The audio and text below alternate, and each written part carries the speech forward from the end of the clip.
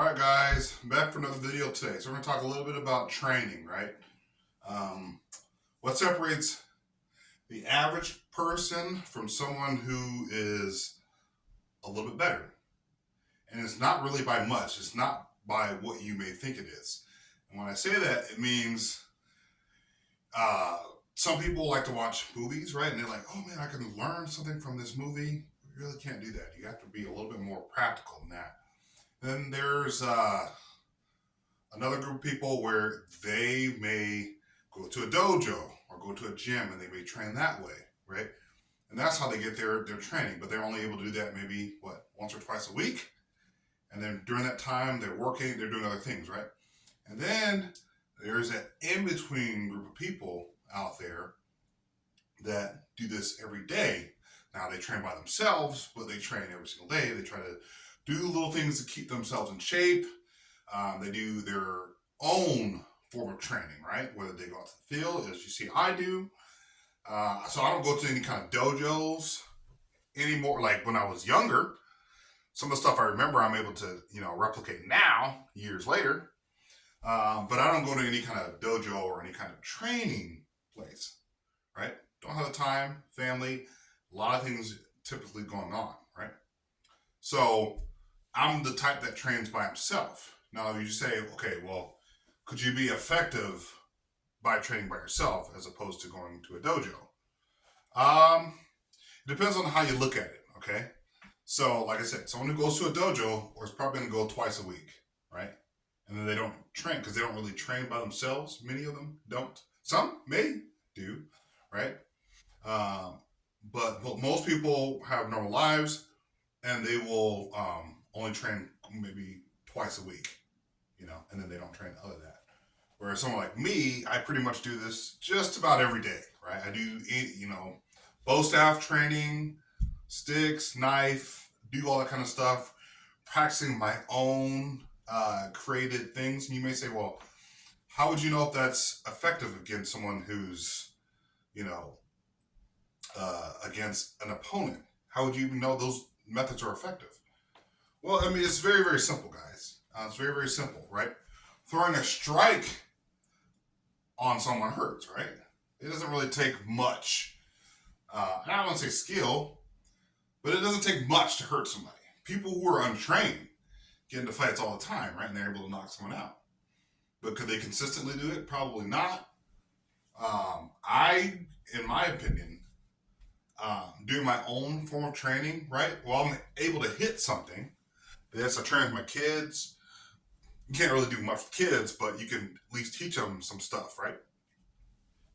But doing like a strike with a bow staff, right? Or doing, say, I don't know, well, like that right there, it doesn't take much skill. Okay? A lot of people think you actually have to go down and fight somebody in order to know if your skills work. Well, what you can do easily is go on YouTube, right, and look at methods that actually work, methods that don't work. And then the methods that do work, you use those methods, right? So, once again, I see some of the people out there, you kind of have to take the good with the bad, right? So you see the people out there who are doing, all the cool stuff like that, right? They're doing all this cool stuff, but you can't do much with this, right? Against an opponent, right? So in that situation, all you gotta learn how to do is what is the most effective method, right? You can combine different methods, right? The most effective method of using a stick, right, is that. It's really simple. Coming back, you can strike to the legs, right? You can do all kinds of things, right? And if you just practice those things endlessly, you can get fairly decent at them, right? You make it muscle memory. It's all about making whatever training that you do, making it to muscle memory, right? So if you ever get in a certain situation, your body's automatically going to react, right? Like if you're walking through a park, right, and someone confronts you, like some guy with a knife or something like that confronts you, and you see a stick, you automatically go to your position, and you don't even think about it. You're not like, man, should I try to what should I do, right? you kind of already know what to do in that situation, right? And you can be fairly effective, right? Okay. So it doesn't take much, right? It just takes a few basic things on how to effectively use a weapon. So how I learned how to use a bow staff um, was basically from the HEMA guys. That's the historically martial arts. Um, some of the different styles out there that are European, I would say they have the most effective way of using a bow staff. Um, in my opinion, Europeans have a more effective way of using a staff or a sword than your modern day samurai training. I guess some of the samurai stuff that people use with the katanas and stuff like that. I've seen a lot of katana content, and they're more or less using different, you know, using different methods. And to me, it's just not as effective as European. I know a lot of people out there are going to get upset and say, "Oh, you're trying to say you're trying to say that maybe kendo might be a little bit okay." But once again, the method of weapons, martial arts training, I have to give it to HEMA because those guys actually practice what they preach. They have tournaments like sometimes even full contact tournaments, right? Full, like they'll be wearing like full suit, they'll be freaking going to town, and they're using different methods, right? And so I will have to say that they, in my opinion, they're the most effective than some of the Asian styles. The Asian styles are pretty good, but once again, like with a katana, it's a single edge weapon. So you only have one way of striking at a time, whereas with a regular sword, you can use both edges. So you could take some of those things and mix it into what you're using, right?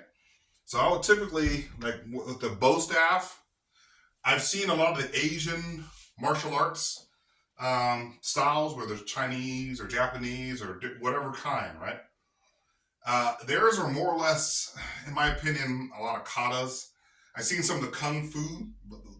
I've learned some of the kung fu twirls and spins from some of those people, but that's all for show. The European style, like if you guys watch go Google or YouTube kung fu bow staff, right? And it's a lot of spinning and twirling, and they're doing all this crazy. Sorry, I have a low ceiling. They're doing all this crazy stuff, right? That just looks good, right? Where it's like, whoa. But in real life, that's not going to work, right? In fact, a lot of Asian martial arts have been exposed by their own people.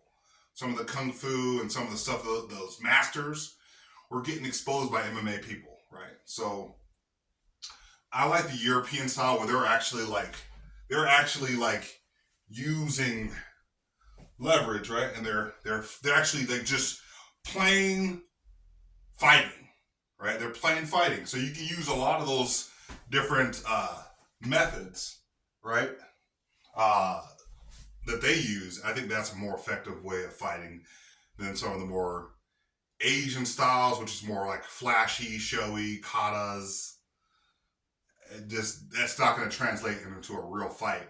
And therefore, that's why a lot of their martial arts have been exposed to real world as this guy is using, some form of, Wing Chun or something like that, and absolutely gets absolutely obliterated. And it's just pure Wing Chun. So nothing else. Just pure Wing Chun, trying to do the whole, Ip Man stuff, but in real life that stuff doesn't work, right?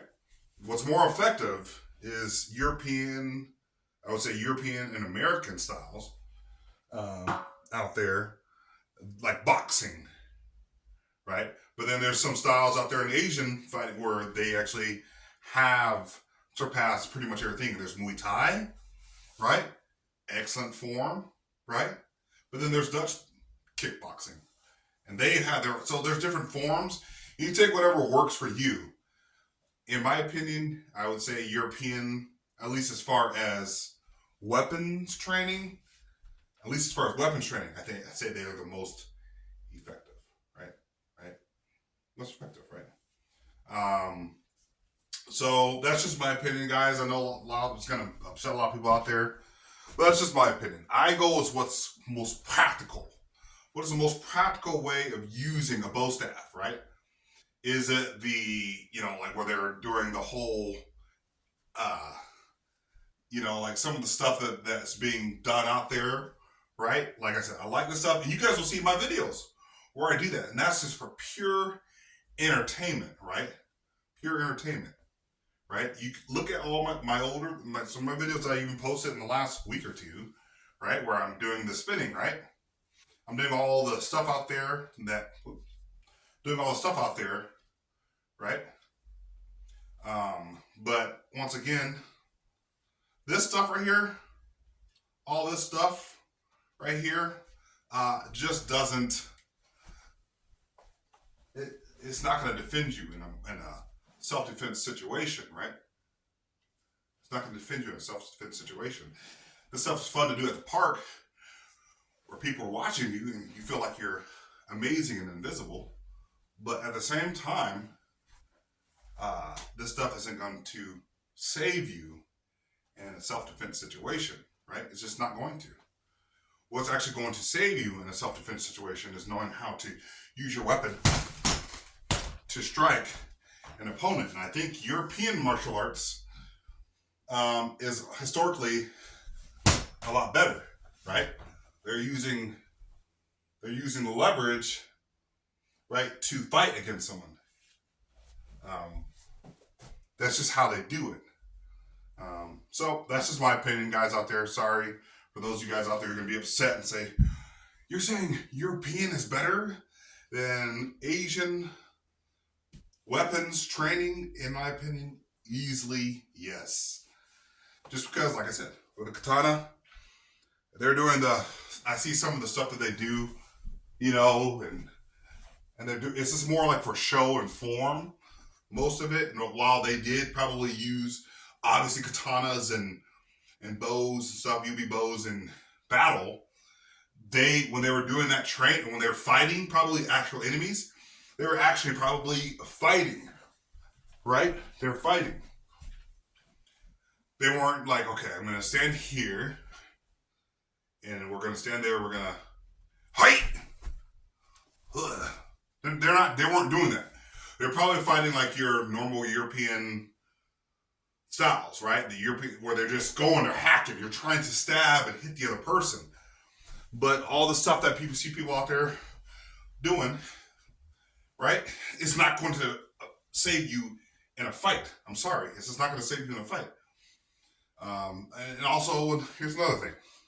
And those videos go on for a while, going on for about 13, 14 minutes.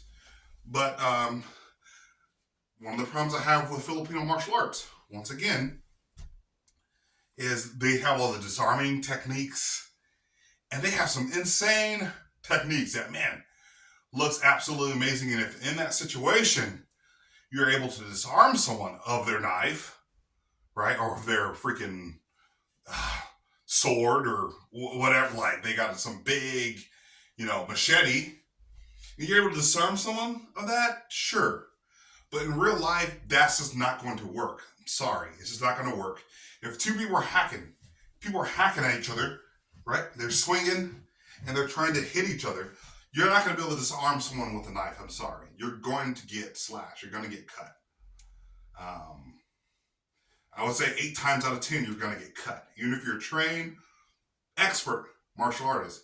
If someone out there who's crazy and drunk and they're just swinging and you're going to try to see it, I'm going to try to, as soon as he swings back, you don't know what he's doing because he's drunk. He can come back and catch you right across the face, right? And you're trying to disarm the guy, or he comes back. Once again, some of the Filipino martial arts, they're in a controlled environment, right? Where you can, take the weapon out of their hands, right? Compliant. But in real life, no. You got to look at some of those machete fights, man. They're freaking bloody. Some of those, black web, dark web where they're like, people be posting videos of real people, bad things happening to real people in real time, like where they're getting hacked to death or something like that. Those fights are like absolutely insane, and they're two people with a machete, and they're trying to hit each other. Okay, and you don't have time to sit there and try to disarm someone. It just doesn't work. You look at Arkham Knight, Batman's able to lock and then take the knife and then break the guys, while everybody stands around. It just doesn't work that way, okay? So that's just my opinion on martial arts and how to train and where I get my information from. I go out there, I get the most effective methods, and I incorporate them, and I train with those same methods. That's how I do it. And I take those things, I spit out all the bad, a lot of bad stuff out there, and then I keep the stuff that I think would be effective in a martial arts situation. That's just how I do it. So take it as you will. Sorry to everybody out there who likes the Kung Fu bow staff. It looks good. In real life, you'll get yourself killed. Right? So that's all I got. You guys.